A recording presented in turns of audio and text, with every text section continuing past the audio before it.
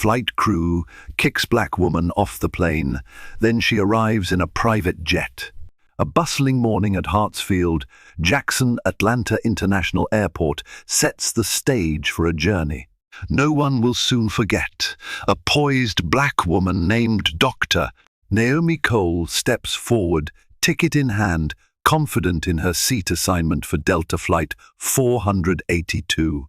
But her self-assurance quickly collides with unexpected hostility. Flight crew claim she's uncooperative, and tensions soar to a breaking point. Amid tense stares and accusations, security is summoned and Naomi is ejected from the aircraft. Most travelers would be stranded, humiliated, but Naomi has powerful allies and resources that no one suspects.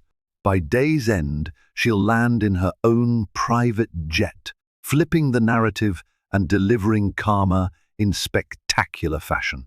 Dr. Naomi Cole awakened early in her Atlanta townhouse, adrenaline already surging for the day's events. At 34, she was a highly regarded medical researcher and rising entrepreneur, invited to speak at a global health conference in Miami. Her flight that morning, Delta Flight 482, was meant to be a quick hop from Hartsfield-Jackson Atlanta International Airport down to Florida, where she'd address a room of potential sponsors and government officials. The prospect excited her. She'd spent late nights perfecting her presentation on a revolutionary diagnostic tool for pediatric care. By 7:00 a.m., she was en route, a carry-on slung over her shoulder.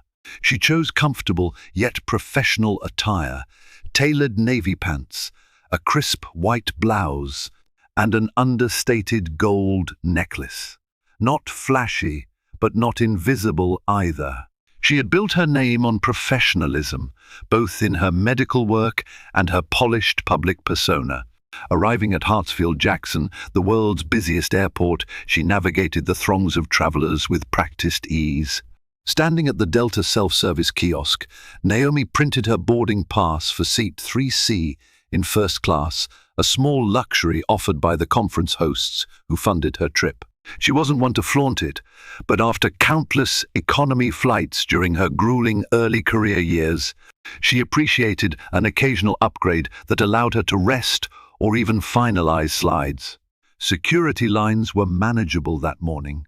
Naomi breezed through TSA pre-check with minimal fuss, answering the typical questions about her. Laptop and sample vials, just demonstration props for her talk, no real chemicals. A few travelers recognized her from a news piece about her cutting-edge research, but she remained incognito enough to slip by without a crowd. Reaching gate A23, she took a seat near the window, glancing at the display that read, "On time, perfect." She glanced at her watch, an heirloom from her late grandmother, and noted she had enough time to grab a coffee. A quick sip of caffeine might sharpen her focus for the upcoming talk. Yet, as she stood, she sensed tension at the gate. A group of staff members huddled behind the podium, occasionally throwing looks in her direction. She wondered if there was an issue with seat assignments. Just a fleeting thought, she dismissed it. Everything's probably fine, she told herself. She stepped into line at a nearby cafe kiosk, her mind already racing through her keynote bullet points. She planned to emphasize the real-world impact of her device on diagnosing childhood illnesses early. The technology had saved hundreds of lives in pilot programs across Africa. The notion that it might go global and that Naomi would lead the charge thrilled her. Little did she know, trouble was brewing with the airline staff. By the time boarding called, her day of triumph would twist into a humiliating fiasco. And by evening, Naomi Cole would find herself ejected from a commercial flight, only to soar higher than ever in an unexpected display of power and resources. Naomi returned to gate A23 with her coffee, checking the overhead screens. Pre-boarding for families and those needing extra time, the gate agent's voice announced. Naomi, traveling alone and in good health, waited for the first-class call. Her phone vibrated a message from her event coordinator in Miami. "We're thrilled to have you. See you soon," she replied with a quick thumbs up, confident everything was on track. Yet, she noticed a slight ripple of tension behind the gate counter. Two agents, names Marcia and Ricardo, shared hushed words while glancing at a computer screen. Marcia occasionally glanced over at Naomi, making brief eye contact before returning to her typing. Naomi dismissed it as typical gate hustle. Perhaps a passenger had an issue with seats or baggage. Soon, first class, sky priority, and active military may board now, the agent announced. Naomi stepped forward, presenting her pass. Marcia scanned it, frowning momentarily at her screen. The beep was normal, but the woman's expression suggested confusion. "Dr. Naomi Cole?" she asked, scanning Naomi up and down. "Yes, that's me," Naomi replied. Marcia gave a tight smile. "Right. Enjoy your flight," she said, but her tone carried a hint of reluctance. Naomi proceeded down the jet bridge, a familiar process she'd done countless times. Once inside the aircraft, she found her seat 3C in the small first-class cabin. The overhead bins were mostly empty. She stowed her carry-on, carefully placing a small case of demonstration slides below the seat in front of her. No issues so far, she thought. A flight attendant approached. "Good morning, ma'am," he said politely, though Naomi sensed a hint of reservation in his voice. His name tag read Philip. He offered a pre-departure beverage, orange juice or champagne. She chose orange juice, hoping to steady her nerves. The day was important, and she needed full clarity. Over the next few minutes, the rest of the cabin filled with the typical business travelers. A man in a crisp navy suit sat across the aisle, nodding politely at Naomi. Another passenger, a retired couple, chattered about a cruise they'd be boarding in Miami. The plane's hum of conversation lulled as the cabin doors prepared to close. Yet, as the last passenger settled, Naomi noticed Marcia stepping onto the plane, whispering urgently to Philip. The flight attendant's eyes widened, briefly flicking to Naomi. She pretended not to notice, but a pang of unease shot through her. Am I about to be asked to change seats for a family? Did they oversell seats? The usual possibilities whirled in her mind. Philip approached, clearing his throat. "Dr. Cole, could you please show me your boarding pass once more?" he asked softly. "We might have a small confusion," Naomi complied. "No problem. Here it is." She offered the slip. Confusion? Over what? He studied it, gave a cursory nod, and retreated to the galley area with Marcia. Naomi's gut knotted. Something was off, and she wasn't sure how or why. A faint hush fell in the first-class cabin, as if other passengers sensed tension. Within moments, her phone would start to buzz with messages from the Miami conference, and she'd be forced into a confrontation that none of them saw coming. Moments later, Philip reappeared, accompanied by Marcia. Their expressions were tense, almost apologetic, yet overshadowed by an urgency. The seatbelt sign was still off, but the flight was set to push back in just minutes. Naomi could practically see the stress in their eyes. "Dr. Cole," Philip began in a low voice, "we've encountered a discrepancy with your seat assignment. Could you gather your belongings and step to the front for a moment? We need to clarify with the gate staff." Naomi's heart sank. "Is something wrong with my ticket? It scanned fine at the gate," she said, fighting the anxiety creeping into her voice. Marcia attempted a professional smile. "We just need to double-check a detail.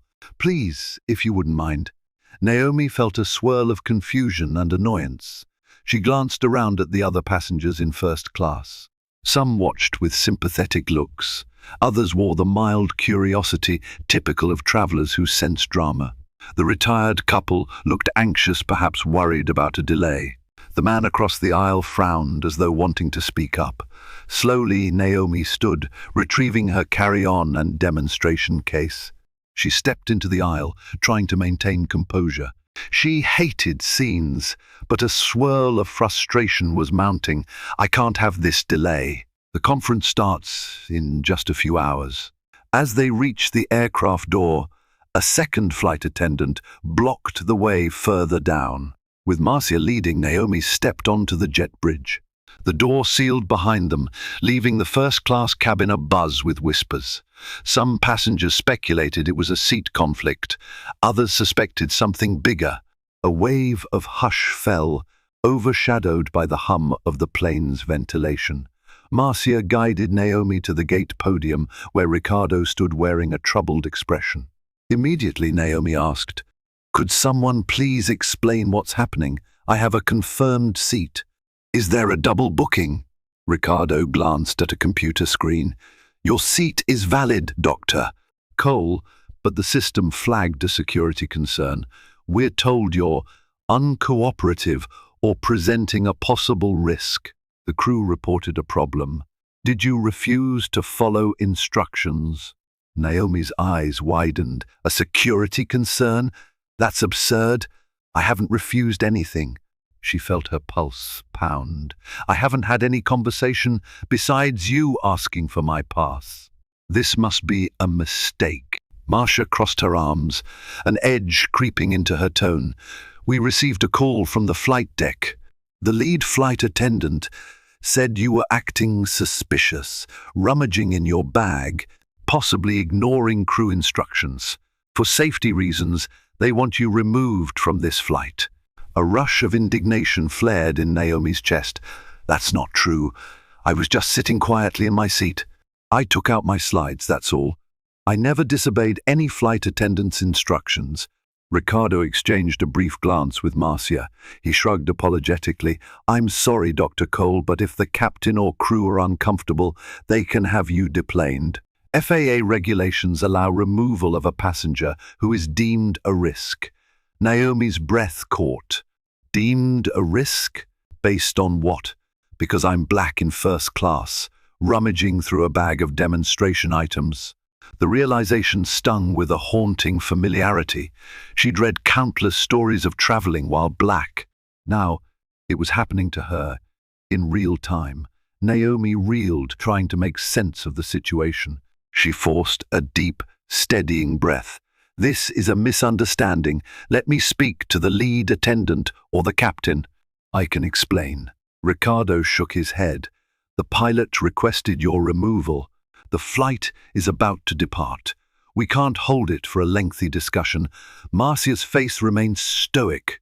"You can rebook on a later flight. We can help with that, Dr. Cole. But as of now, Delta Flight 482 will depart without you." Anger and humiliation warred within Naomi. She felt her cheeks burning under the gate's fluorescent lights.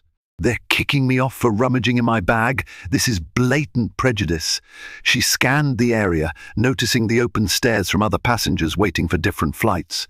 Heat prickled behind her eyes. She refused to cry, her pride wouldn't allow it. She straightened her posture, voice trembling slightly with controlled fury. "I am not a threat. This is insane. I have an urgent conference in Miami. My speaking slot is this afternoon. This is sabotage." Ricardo offered a half-hearted shrug. "I sympathize, but the crew's decision stands. Let's see about rebooking you on the 1:00 p.m. flight. That arrives around 3:30 p.m., but you might miss your event." Naomi's mind spun. If she missed this event, she'd lose a significant funding opportunity for her pediatric diagnostic program. She felt tears threaten, but blinked them away. She refused to let them see her crumble. "This is unacceptable. I want to file a formal complaint." Marcia's voice softened marginally. "We can process that, but it won't change today's outcome. I'm sorry." In that moment, a memory of her mother's advice sprang up. "Never let them define your worth. You define it." Naomi took a quavering breath, channeling her frustration into clarity. Fine, she said quietly. I'll file every complaint possible, but for now I have to get to Miami. And if your airline won't let me do that, I'll find another way.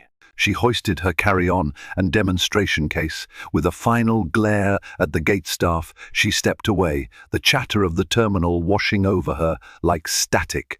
She felt eyes following her, but she marched on, ignoring the curious stares. She wouldn't let them see her crumble under prejudice. Her first instinct was to approach another airline's counter, but she quickly realized time was short. The next direct flight might also arrive too late. I must be in Miami by noon. She scrolled her phone for alternatives, private charter services. Her heart pounded at the thought of the cost, but maybe one of her philanthropic sponsors or wealthy backers could help. I hate asking for favors, but this is dire. Dialing a contact from the philanthropic world, she braced for an uncertain conversation. She had no idea if they'd be able to secure a private plane on such short notice. But desperation overshadowed any qualms. She couldn't let a racist or misguided flight crew sabotage her critical moment. Naomi settled onto an empty bench near a Hudson News store, phone in hand. She scrolled through her contact list to find Michael Baines, an influential philanthropist and longtime supporter of her medical research. He was known to keep close ties with wealthy donors who owned private jets.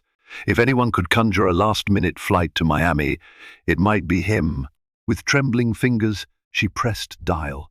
The line rang several times before a familiar baritone answered. "Naomi, how are you? Surprised to see you calling so early. Aren't you flying to Miami?" She swallowed the lump in her throat, quickly explaining how she'd been ejected from the flight. Michael's voice sharpened with concern. "They kicked you off the plane for rummaging in your bag? That's outrageous. Are you okay?"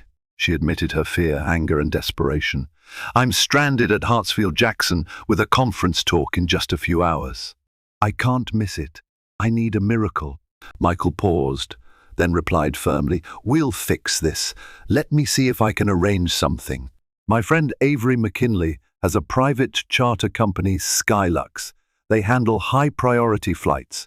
Maybe they can dispatch a jet to pick you up. It'll be pricey, but I'll call in a favor. Sit tight." Relief and gratitude flooded Naomi. She exhaled shakily.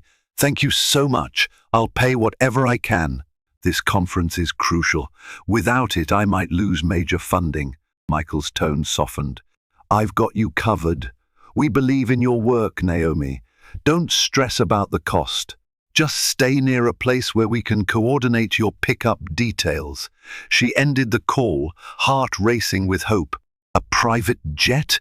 This is beyond anything I imagined. She'd rarely flown private, except once as a courtesy for a major sponsor, but if it guaranteed she wouldn't miss the event, she'd do it in a heartbeat. Despite the wave of relief, anger still simmered at how the morning had unfolded.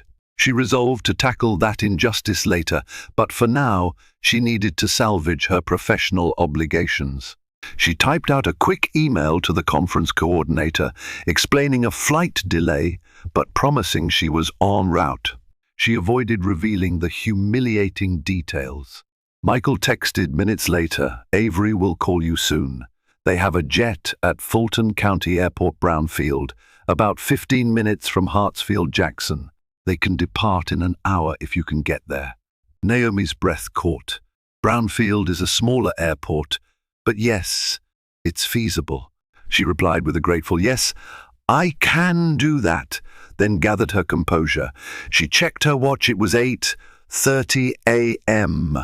If they left by 9:30, she might land in Miami by 11:00, giving her just enough time to rush to the convention center.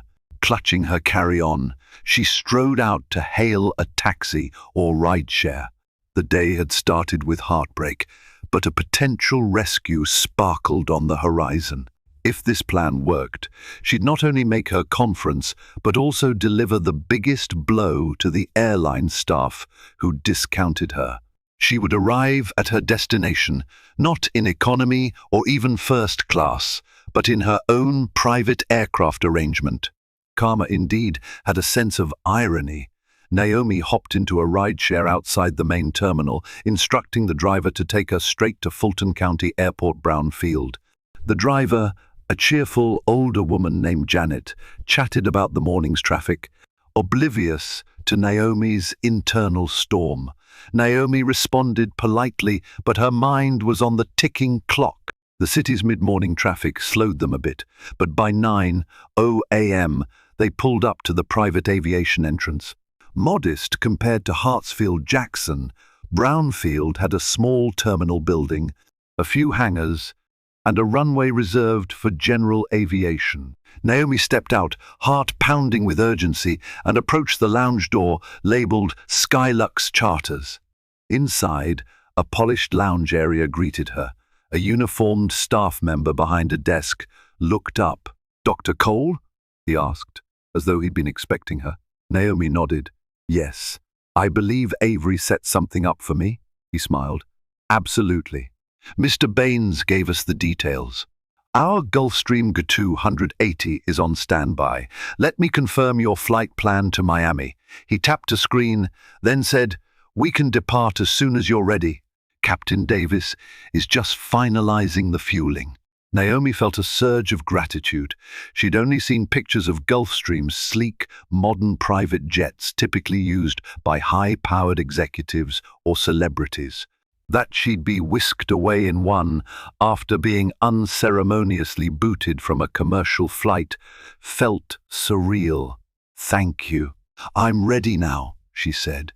"Just need to do whatever pre-flight steps you require." He guided her to a brief security check. Much simpler than TSA, just a quick bag scan and ID verification. Within minutes, a co-pilot named Felicia emerged, greeting Naomi with a friendly handshake. "Welcome aboard, Dr. Cole. We'll have you in Miami in just over an hour. Please let us know if you need anything." A wave of relief and excitement coalesced in Naomi's chest. This might actually work. She let the staff help with her luggage, watching them load her demonstration slides carefully into the plane's cargo hold. Strolling out onto the tarmac, she glimpsed the sleek lines of the G280. Painted white, with Skylux in graceful lettering near the tail, it exuded quiet luxury. Climbing the short stairway, Naomi entered the cabin. Plush, leather seats, a small galley and tinted windows gave an air of calm opulence. She sank into a seat, marveling at how swiftly her fortune had turned. Felicia offered a quick safety briefing, explaining seat belts, emergency exits, and flight duration. Another flight attendant, Gina, offered water or coffee. Naomi, still reeling from the morning's chaos, requested water. Then she looked around. Only me on this entire jet? It felt both empowering and slightly intimidating. At 9:15 a.m., the engines roared to life. Within moments, the pilot's voice crackled over the cabin speakers. "Dr. Cole, we're cleared for immediate takeoff. Estimated flight time to Miami, 1 hour 10 minutes. Please prepare for departure." Naomi fastened her seatbelt, heart swelling with a mix of relief and determination. She was on her way, despite the humiliations of earlier. The airline staff who doubted her, they'd soon see that no prejudice could hold her back. The Gulfstream G280 taxied swiftly down the runway at Brownfield, then surged into the sky, climbing smoothly over the Atlanta skyline. Naomi stared out the window at the receding cityscape, her breath catching at the difference between this private takeoff and the cramped atmosphere of a commercial flight. She recalled the gate fiasco with an odd mixture of anger and triumph. Less than 2 hours ago, they kicked me off a plane. Now, I'm flying in a private jet to the same destination. As the plane reached cruising altitude, Gina offered a light snack and a beverage. Naomi accepted only a small piece of fruit, her stomach still knotted from the morning's drama. She tried to refocus on her phone, scanning her email for any urgent updates from the conference. The coordinator had responded, praising Naomi's resourcefulness in securing alternative travel and confirming that her keynote slot was still set for noon. A part of her wanted to broadcast a petty message. "You tried to ruin me, but I rose above literally." But she resisted. She was a professional, representing not just her own career, but a philanthropic mission to help children worldwide. Yet the sting of being labeled a threat or uncooperative, purely based on suspicion, lingered. "I'll handle that after the conference," she promised herself. She fully intended to file a complaint, maybe even publicly speak on the matter. Meanwhile, the private cabin hummed with comfortable quiet.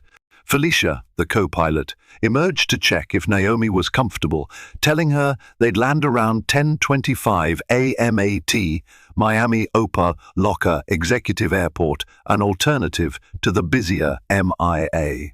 That meant Naomi would have about 35 minutes to reach the convention center, a tight window but feasible with a waiting car.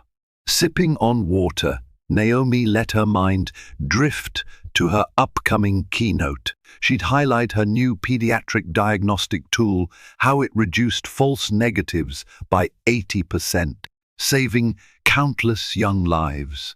The philanthropic sponsors in the audience needed to see not just data, but the passion behind it. Naomi planned to reference real patient stories from pilot programs in Ghana. Those kids deserved every opportunity to live healthy lives. Her phone pinged a text from Michael Baines. "Heard you took off safely. Good luck with the keynote. We're rooting for you." She smiled, replying with a heartfelt thanks. Indeed, she had a supportive network rallying behind her. That knowledge fortified her after the day's humiliations. As she gazed at the puffy clouds outside, Naomi resolved that once the conference concluded, she'd address the airline fiasco head-on. She'd share her story with the media if needed, shining a light on how easily biases derail innocence. For now, she soared above the clouds in a private plane that she never expected to board this morning, living proof that adversity, no matter how unjust, can be overcome with the right allies and unwavering resolve. The private jet descended smoothly into Miami Opa Locka Executive Airport, the Florida sunshine bathing the runway in a bright glow. As the engines powered down, Naomi unbuckled, her nerves fluttering anew this time from excitement rather than fear. She was minutes from stepping onto Florida soil and racing to the biggest presentation of her career. Gina, the flight attendant, opened the cabin door, revealing a short staircase to the tarmac. Warm, humid air rushed in, instantly contrasting with Atlanta's cooler morning climate. Naomi thanked the crew profusely, feeling an overwhelming sense of gratitude. Felicia, the co-pilot, handed Naomi her demonstration case. "Go knock 'em dead, Dr. Cole," she said with a grin. Outside, a sleek black SUV awaited, arranged by Avery's Skylux staff. The driver held a sign, Dr. Naomi Cole. Naomi approached, quickly verifying her name, then slid into the back seat. The driver confirmed their destination, the Miami Beach Convention Center. "We'll try to skip traffic via local routes," he said, punching the address into his GPS. 10 minutes later, they were speeding down a highway, palm trees whizzing by. Naomi could hardly believe how the day had transformed. She tapped out a quick text to her conference coordinator. "Just landed. Heading your way. Will arrive soon." The reply came instantly. "Great. We'll have your badge ready. You're up at noon." Naomi exhaled a long breath, letting the tension slip away. She was on schedule. With any luck, she'd arrive with 15 minutes to spare. Enough time to set up her slides and center herself. Her mind drifted to the humiliating fiasco at the Atlanta gate. She pictured Marcia and Ricardo telling her she was a security risk, the flight attendant calling her uncooperative. "My only crime was rummaging in my bag for demonstration slides," The prejudice behind it stung. She silently vowed to file a complaint, ensuring the airline couldn't dismiss it as a random glitch. Perhaps she could even show how deeply bias is run in everyday scenarios. A beep on her phone alerted her to a new email from a major philanthropic fund that had promised to attend her talk. They expressed anticipation for her demonstration, hinting at a potential partnership. Focus on the positive, Naomi reminded herself. She had a chance to secure major backing for global expansions. That overshadowed the morning's negativity. As the SUV neared the convention center, a swirl of excitement built. The building loomed into view, a modern structure with glass facades. A line of attendees formed outside, many clad in suits or name badges. The driver pulled up to a side entrance marked Speakers Deliveries.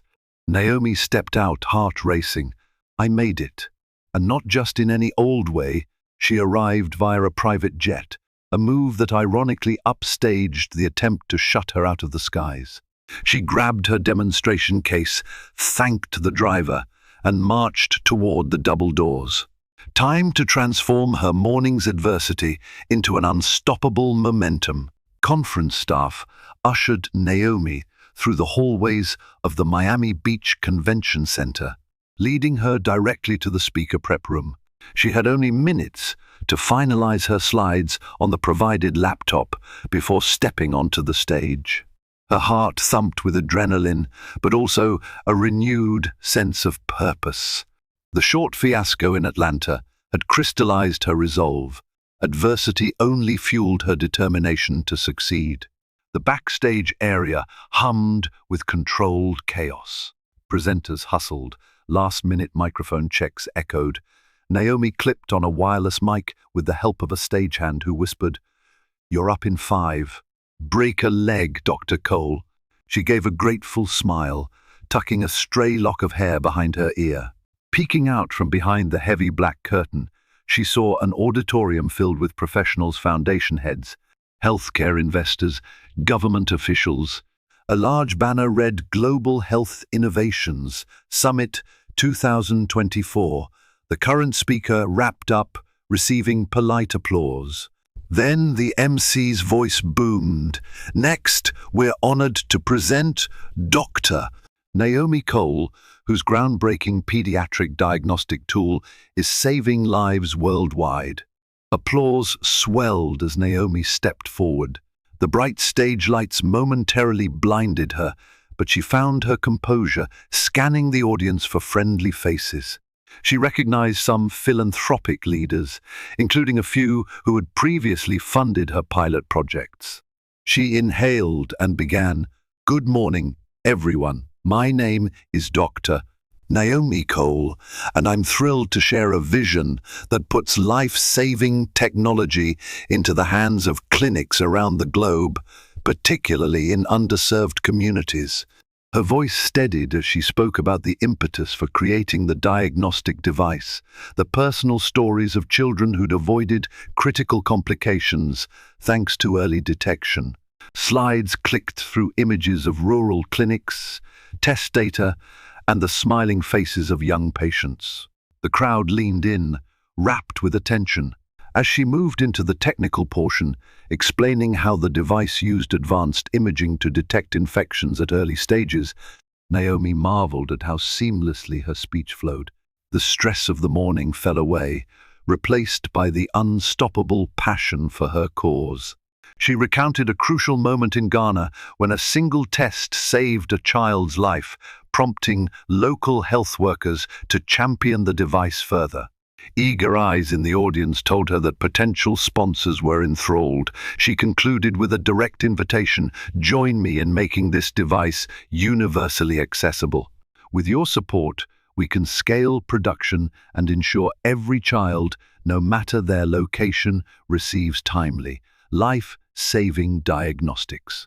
The applause exploded, echoing around the auditorium. A wave of relief washed over Naomi. She'd done it.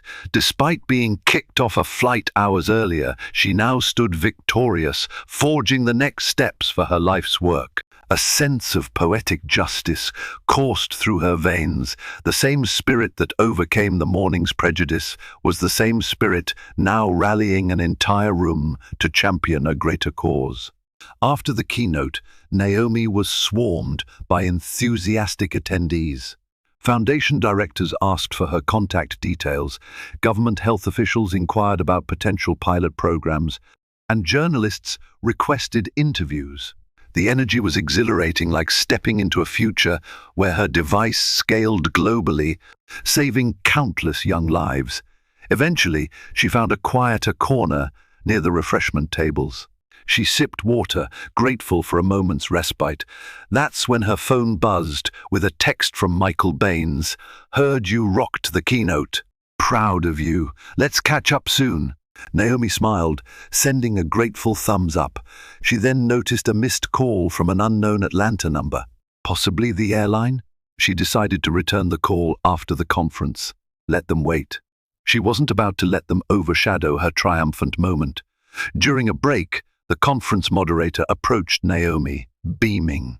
"Dr. Cole, your talk created quite a stir. People are labeling your device the next big thing in pediatric care. Also, the sponsor lounge is abuzz about your dramatic last-minute private jet arrival. Some are calling you unstoppable." Naomi blinked. She hadn't realized word of her private flight would spread so fast. Perhaps staff or volunteers saw her being escorted in from the side entrance, connecting the dots. She gave a modest laugh. Well, it wasn't exactly planned. It was a do-or-die situation. The moderator grinned. "Regardless, it's a testament to your dedication. People love a story of perseverance. By the way, there's a media lounge if you want to give a quick interview. So many outlets want to hear about your technology and apparently the flight fiasco." Naomi's lips parted in mild surprise. "The fiasco's not exactly something I want overshadowing my message, but I can share the short version if asked." The moderator nodded. "Sometimes adversity underscores the strength behind the science. Anyway, no pressure. But if you head to the lounge, they'll be ecstatic." Naomi weighed the idea. She didn't want to sensationalize the morning's ordeal. Yet, shining a light on discriminatory practices could be important. "I'll consider it," she said, pressing a hand to her temple. She was tired, but this was an opportunity. Maybe a short interview about the device, with a gentle mention of how I overcame a barrier just hours ago. At that moment, she glimpsed a known philanthropic leader approaching Laura Mendez, a key decision-maker at the Tomorrow's Doctors Fund. Laura extended a handshake, praising Naomi's talk. "We'd love to partner, Dr. Cole," Laura said. "Let's set a formal meeting next week. And about that flight fiasco, my staff told me bits. If there's any recourse needed, our legal team might help. We value you too much to let an airline's prejudice hamper your progress."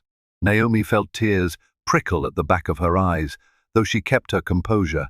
The wave of support reaffirmed that her cause resonated deeply. She squeezed Laura's hand in gratitude. "Thank you. That means more than you know." In that moment, she felt unstoppable indeed, ready to harness the day's chaos into something that propelled her mission forward, turning personal humiliation into a clarion call for dignity and equality. The conference sessions continued through the afternoon, with Naomi participating in panel discussions and forging new connections. By evening, as the day's events wound down, she slipped away to a quiet lounge area in the hotel adjacent to the convention center. There, she finally mustered the energy to return the airline's call. She found a secluded armchair, phone pressed to her ear. After a few rings, a voice answered, "This is Stanley Davis from Delta's Customer Relations. May I speak with Dr. Naomi Cole?" Naomi identified herself. "Yes, I got a call from this number earlier." Stanley exhaled, audibly relieved. "Dr. Cole, we've been trying to reach you since this morning's incident. First, on behalf of Delta, I want to apologize for the disruption. We understand you were removed from Flight 482. Naomi's jaw tightened.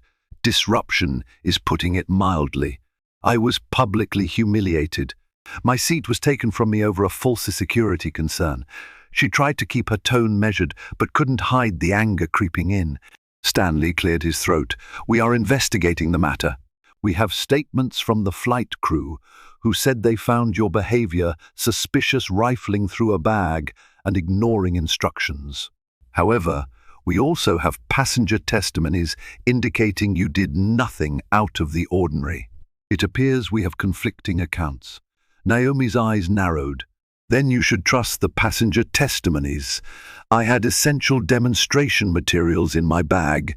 That's hardly a threat. If your staff assumed I was suspicious due to my race or any bias, it's unacceptable. There was a brief pause. We take allegations of discrimination very seriously, Stanley said. I'd like to gather your statement. Then we'll proceed with an internal review. Delta might offer restitution or an apology if we find wrongdoing. Also, Dr. Cole, can we confirm you safely reached your destination? Naomi almost scoffed. Yes, I reached it by private jet. Because your airline left me no choice. My entire event was nearly derailed. She recounted the humiliating ejection, the unsubstantiated claim that she was a threat, and the damage it did to her emotionally and professionally. Stanley typed notes, occasionally interjecting with "I see" or "That's concerning." He eventually said, "We sincerely regret any inconvenience. Our hope is to resolve this swiftly. Let me gather your info and we'll follow up with a formal apology, possibly a travel voucher." Naomi cut him off. "A mere voucher doesn't undo the harm. I'm more interested in systemic change. It's 2024. No one should face this humiliating prejudice. Also, the cost I incurred to charter a jet far exceeds any typical voucher value." Stanley's voice stammered a bit. "We can discuss a compensation package. In the meantime, we appreciate your patience as we review the crew's actions." Naomi ended the call shortly after, heart pounding with frustration. She dreaded the bureaucratic dance that often followed such incidents, but she was resolute. She'd push for accountability. She refused to let Delta brush this off as a mild inconvenience. If they expected her to remain silent, they'd be mistaken. Over the next few days, Naomi's story leaked to the media. A local Atlanta news outlet caught wind of a medical innovator booted from Delta flight, forced to charter private jet.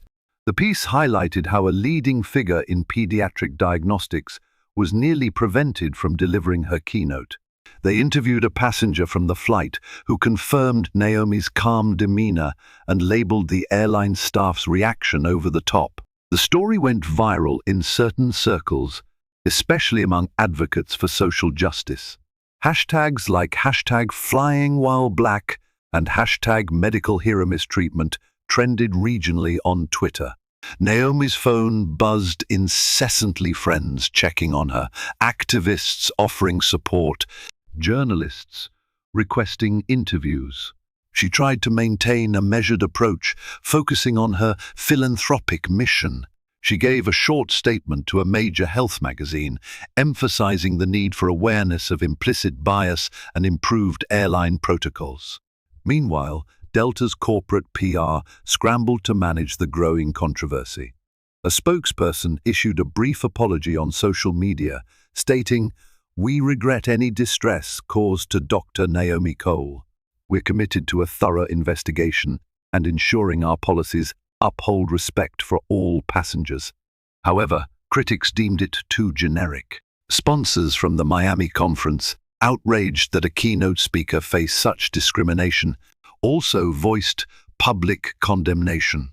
The Redwood Foundation, which had pledged new funding for Naomi's device, wrote a letter to Delta's CEO, urging them to address the matter swiftly and thoroughly. The letter circulated online, garnering thousands of supportive comments.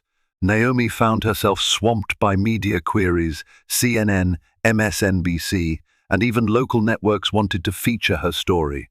She gave a few carefully chosen interviews, always pivoting to highlight her pediatric diagnostic cause. "This isn't about me alone," she told one interviewer. "It's about the biases that harm everyday people, and we should all be vigilant to ensure life-saving research or critical tasks aren't derailed by prejudice." Friends and colleagues commended her composure. Meanwhile, behind the scenes, lawyers consulted her about potential legal recourse. She hesitated, disliking lawsuits, but felt Delta needed a strong push to implement real change. She was also aware that any settlement might help expand her global health efforts. "But I'm not doing this for personal gain, just for accountability," she told herself. In the midst of the turmoil, she noticed a warm tide of public support. Donations to her non-profit soared, presumably from sympathizers outraged at her ordeal. She poured that extra funding into expediting her device's production, turning negativity into tangible progress. Still, the stress weighed heavily. At night, she wrestled with anger and sadness that even with her credentials and composure, she could be labeled a threat. Yet each morning, she rose determined to use her platform for good. She pressed on with finalizing new distribution deals for her device, staying laser-focused on the bigger picture, helping children worldwide, and showing how unstoppable a person can be when fueled by both heartbreak and hope. A week after the fiasco, Delta's legal department reached out with an offer to settle. They proposed financial compensation for Naomi's charter flight costs, plus a goodwill payment to reflect their regret for the distress caused. A formal apology letter from the CEO was also included in the proposal. On the surface, it seemed like a significant gesture, but the details left Naomi uneasy. Reading through the settlement terms, she noticed no mention of policy changes or staff retraining. The letter apologized but did not acknowledge the racial bias implied in their crew's actions. It felt like a quick payoff to hush the scandal, just a standard corporate approach. Throw money, move on, she thought, frowning. She arranged a video call with Delta's representative to discuss. "Thank you for the monetary offer," she began calmly, "but I'm more concerned about ensuring your airline implements systemic improvements. Will the staff who called me a threat face bias training or consequences? What about updating your protocols for verifying legitimate seat assignments before humiliating paying passengers?" The representative, a polished attorney named Cheryl, gave a practiced smile. "We're open to discussing policy reviews. However, we can't commit to specifics in this settlement. But rest assured, Delta aims to treat all customers with respect. This compensation demonstrates that commitment." Naomi's jaw tightened. She believed they missed the point. "Compensation alone doesn't guarantee no one else suffers my experience. I'd like to see an official statement acknowledging the possibility of racial bias and a promise to revise training." Cheryl hesitated. "We can consider adjusting language in the apology letter, but we usually avoid referencing race explicitly unless proven. The crew believed your rummaging was suspicious. They might have overreacted, yes, but it could be a misunderstanding." Naomi's frustration flared. "A misunderstanding that cost me dignity and forced me to charter a private jet to avoid losing a major philanthropic opportunity. This is about more than a misunderstanding. There's a pattern of black passengers being singled out for suspicious behavior. That's no different from what other passengers do." Silence hung. Cheryl cleared her throat. "I see your perspective. Let me revert to our higher-ups. We want an amicable resolution." Naomi sighed. "I do too. I'm not out to bankrupt Delta, but I want meaningful reforms. If you can't incorporate them, I might speak publicly about rejecting your hush money." Cheryl's eyes flickered. "That's your right, Dr. Cole. We'll come back with a revised proposal soon." Naomi ended the call, unsettled. She was no radical activist, but she refused to bury the bigger issues for a check. She typed a note to her legal advisor, explaining the standoff. "I'll wait a few days. If they can't meet me halfway, I'll escalate." She'd endured enough injustice for one lifetime, and if Delta wanted to quell the outcry, they'd have to do more than cut a check. They'd have to confront the prejudice within their ranks. Days turned into a whirlwind of activity. The public continued rallying around Naomi's story, praising her refusal to settle for token restitution. Journalists lauded her stance, calling for accountability from airlines. In a surprise twist, a second passenger from that flight stepped forward, a white businesswoman who'd witnessed everything. She corroborated Naomi's claim of no suspicious activity. Her testimony further pressurized Delta's leadership. Finally, Delta announced new measures: mandatory bias training for flight crew, improved seat allocation verification to avoid arbitrary removals, and a public apology that explicitly acknowledged the role of racial profiling. The statement read, in part, "We recognize that Dr. Naomi Cole's experience reflects a deeper systemic issue. We commit to better training and oversight to ensure all passengers are treated with the respect they deserve." They also offered to publicly donate a sum to a pediatric health non-profit of Naomi's choice. She accepted that donation on behalf of her global health initiative. The day Naomi signed the revised agreement, she felt an enormous weight lift. She hadn't single-handedly dismantled discrimination in travel, but she'd forced a major airline to address it more directly than ever. She hoped her story would spark further dialogue and reforms across the industry. As for her personal endeavors, her keynote success in Miami bore fruit. The Redwood Foundation and other sponsors poured significant funds into her diagnostic devices expansion. Within months, the device was shipping to rural clinics across multiple continents. Each saved child story validated Naomi's resolve. She saw that sometimes adversity, even in the form of blatant prejudice, could catalyze unstoppable momentum. And what of the flight crew who had ejected her?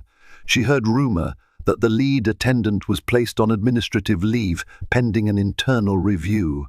The gate agents, likewise, were required to undergo training. Naomi harbored no malice, only a wish that they'd evolve beyond their biases. In a final twist of poetic justice, the next time Naomi had to fly to a speaking event, Redwood Foundation booked her on a private jet as a sign of respect and solidarity. She felt a pang of irony stepping aboard, recalling how one airline had labeled her a threat. Now, she soared again in a private cabin this time, not out of desperation, but by proud design. Sitting in that plush seat, she reflected on the entire saga. Prejudice had tried to clip her wings, but she'd soared higher. She reaffirmed her mother's words, "Don't let them define your worth. You define it." Indeed, she had. The new day dawned, bright with possibilities for her pediatric diagnostic device and for a more just society. With that thought, Dr. Naomi Cole turned her gaze to the skies, ready for the next chapter in her unstoppable journey. Thank you for experiencing Dr.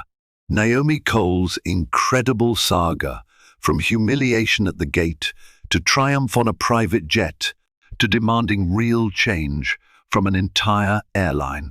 Her story reveals how prejudice can disrupt the most crucial moments and how determination, coupled with a powerful network, can flip adversity into opportunity.